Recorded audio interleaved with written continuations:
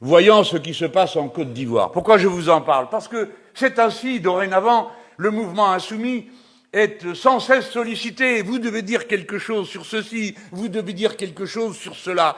Et on le comprend. Et je suis en train de faire aussi rapidement que je le peux mon devoir, tout en cherchant à capter votre attention pour que vous compreniez pourquoi vous êtes concernés. L'Afrique a, pour une part de sa population, une langue en commun avec nous. Et une histoire, pas très réussie, mais une histoire en commun. Si bien que, d'une manière ou d'une autre, nous voici concernés par ce qui s'y passe. Et puis, cette histoire commune fait que des flux migratoires ont eu lieu, ont encore lieu, qui créent une nouvelle population française faite beaucoup de binationaux. Dès lors, les questions qui ont lieu en Côte d'Ivoire passionnent une partie de notre peuple, j'ai bien dit de notre peuple. Et quand vous êtes binational, contrairement à ce que croient certains, vous n'avez pas deux allégeances, vous avez deux amours, ce n'est pas pareil. Et si vous avez deux amours, eh bien vous êtes tout le temps obligé de choisir ceci, choisir cela, est-ce que vous faites ci ou est-ce que vous faites ça? C'est compliqué. Hein? Tous ceux qui, comme moi, viennent du Maghreb le savent.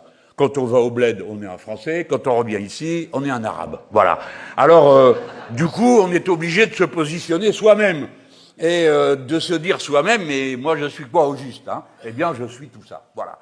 Alors, avec la Côte d'Ivoire, les liens sont singulièrement étroits parce que pendant toute une période, il y a eu un lien profond qui existait entre le Front populaire ivoirien de Laurent Gbagbo et les forces de gauche en France.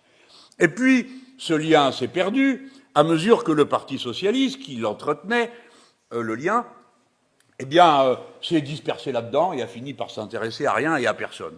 Si bien que, comme le pouvoir en place tardait à être renouvelé par les élections, du fait des luttes qu'il y avait armées dans ce pays, eh bien, la France est allée déloger le président qui était là, en dehors de son mandat, en gros, si vous voulez, comme actuellement Zelensky, hein, qui est en dehors de son mandat, puisqu'il n'est plus président de l'Ukraine. Son mandat est arrivé à terme, mais on continue à le traiter comme un président. Celui-là, on ne va pas le sortir de son palais.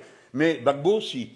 Et c'est l'armée française qui a été le délogé du bunker à l'intérieur du palais présidentiel de la Côte d'Ivoire. Donc nous avons une immense responsabilité. Et tout ça, on nous disait maintenant, voici la liberté revenue, nous allons avoir des élections, faites-les comme vous pouvez, ça n'est pas notre affaire, et nous allons enfin pouvoir élire quelqu'un de raisonnable et de responsable, un ancien haut fonctionnaire des organismes internationaux, M. Alassane Ouattara, qui se trouvait, quelle opportunité, être un ami personnel de M. Sarkozy, ce qui facilitait les liens.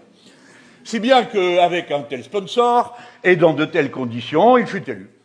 Et une deuxième fois, et même une troisième, dans des circonstances qui, pour finir, ont paru un peu lourdes à tout le monde, notamment parce qu'entre-temps, on avait envoyé Laurent Gbagbo en prison, et que la prison, il y est resté quelque chose comme 5 ou 6 ans avant qu'on lui dise « Mais monsieur, finalement, nous n'avons rien à vous reprocher qui relève de notre tribunal. » Donc il en est ressorti, il est retourné en Côte d'Ivoire, et voici que maintenant, il y a eu une élection, la 4e, elle est absolument anticonstitutionnelle, du même monsieur Alassane Ouattara, qui a réussi avant l'élection une performance électorale qu'il faut saluer, c'est-à-dire éliminer tous ses concurrents en leur interdisant d'être candidats. Comme ça, le problème a été réglé.